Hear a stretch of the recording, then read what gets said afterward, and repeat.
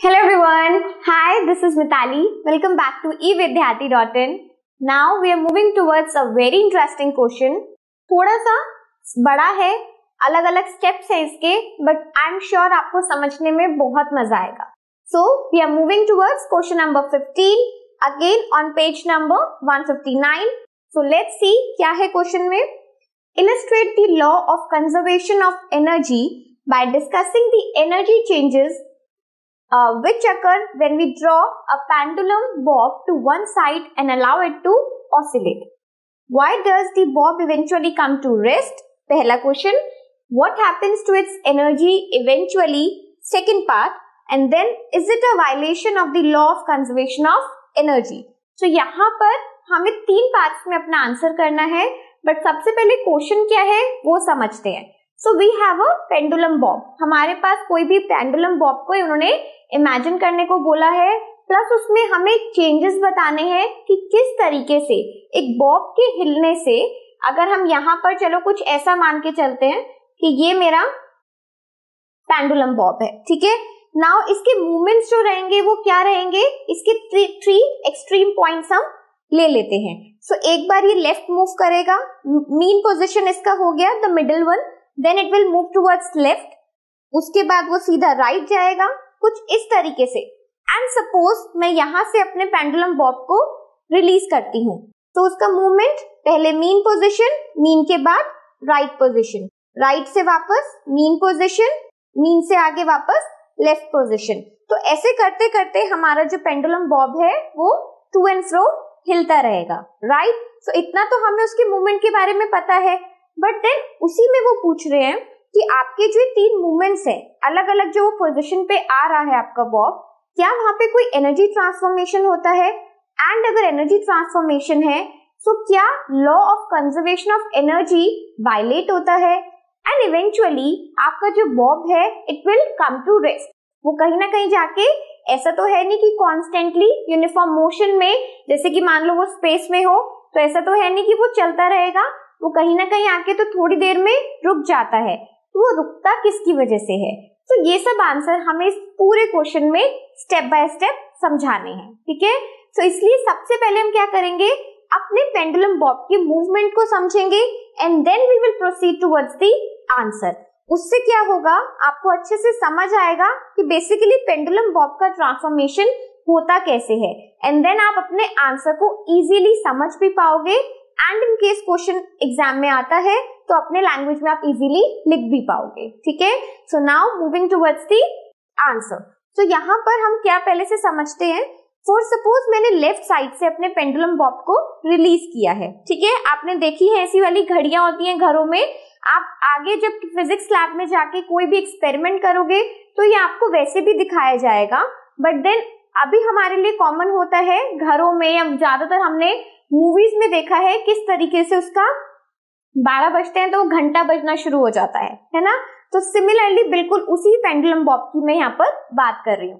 तो होगा क्या, हम यहाँ से मान के चलते हैं कि ये लेफ्ट हो गया इसका, then this is the mean position and this will be the right one, ठीक है. सो अगर मैंने अपने पेंडुलम बॉब को लेफ्ट से रिलीज करा तो सबसे पहले वो मिडिल में आएगा अपनी मीन पोजीशन में, एंड देन मिडिल से वो राइट में जाने वाला है.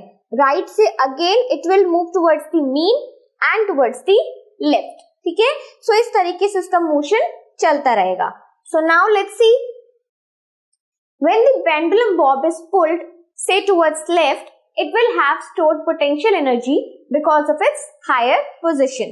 So यही बात हमने यहाँ पर करी है कि अगर हमारा जो पेंडुलम बॉब है, सबसे पहले हम उसकी लेफ्ट साइड पे उसकी एनर्जी की बात करते हैं. So एनर्जी क्या है, क्योंकि पेंडुलम बॉब ने थोड़ी सी हाइट गेन करी है, हाइट गेन करने की वजह से कौन सी एनर्जी ट्रांसफॉर्मेशन उसमें रहता है, the pendulum bob is storing potential energy. तो यहाँ पर मैं कह सकती हूँ लेफ्ट पोजीशन पे one of the extreme point, वहां पर उस पेंडुलम के अंदर कौन सी एनर्जी है, it is storing potential energy. उसके बाद जैसे ही पेंडुलम को यहाँ से रिलीज करा जाएगा, उसका मूवमेंट कैसा हो गया, हमारा जो बॉब है वो मोशन में आ गया. दैट मीन्स कि पेंडुलम बॉब के अंदर कौन सी एनर्जी आ गई है, it is converting into kinetic energy. So mean position तक आने तक it will have kinetic energy. So एक बार देखते हैं आंसर में। When the bob is released, it will start moving towards right. Left से कहाँ जाएगा? राइट की तरफ। And hence its potential energy gets converted into kinetic energy. तो हमने यही सीखा है कि जब हमारा पेंडुलम बॉब एक हाइट पे है, it will have potential energy, और जैसे ही उसे रिलीज करा जाएगा वो इवेंचुअली राइट पोजीशन में जाएगा and its energy will get converted into kinetic energy. ठीक है, तो यहाँ तक आपको समझ आया किस तरीके से उसके एक एक मूवमेंट को हम यहाँ पर कंसीडर करेंगे। At its mean position, the pendulum will have maximum kinetic energy and zero potential energy. So basically इसका जो mean position था, ये जो हम मिडल की बात कर रहे थे, इस पॉइंट पे हमें ध्यान रखना है कि पोटेंशियल एनर्जी हमारे बॉब ने पूरा खो दी है इस वक्त, और क्या मैक्सिमम हो चुका है? Kinetic energy will be the maximum. ठीक है, now moving on. As the pendulum moves towards extreme right, its kinetic will again change into potential energy. So जैसे ही हमारा mean position से right की तरफ pendulum bob जाएगा, क्योंकि अब वो हाइट गेन कर लिया, प्लस उसमें थोड़ी देर के लिए मोशन स्टॉप हो चुका है, सो वहां से काइनेटिक डिक्रीज होगी एंड पोटेंशियल अपने मैक्सिमम पे पहुंच जाएगी। ठीक है, so maximum potential energy and there will be zero kinetic energy just for a movement. जब तक वो राइट तक जाता है, सिर्फ उस मूवमेंट की हम बात कर रहे हैं, क्या होगा? हमारा पोटेंशियल इंक्रीज हो जाएगा and kinetic will be decreasing. ठीक है, so now moving on. When it moves from this extreme position to the mean position again, its potential energy again changes into kinetic energy. अब यहाँ पर हुआ क्या है? जब so let's see here, यहाँ पर हमारा बॉब पहुंच गया था, अब again it is moving towards the mean position. अगर वो mean position पे वापस जा रहा है, that means motion आ गया बॉब, पेंडुलम बॉब के अंदर, and that is why we can say कि potential से energy transformation किस में हुआ है? Again into kinetic energy. ठीक है?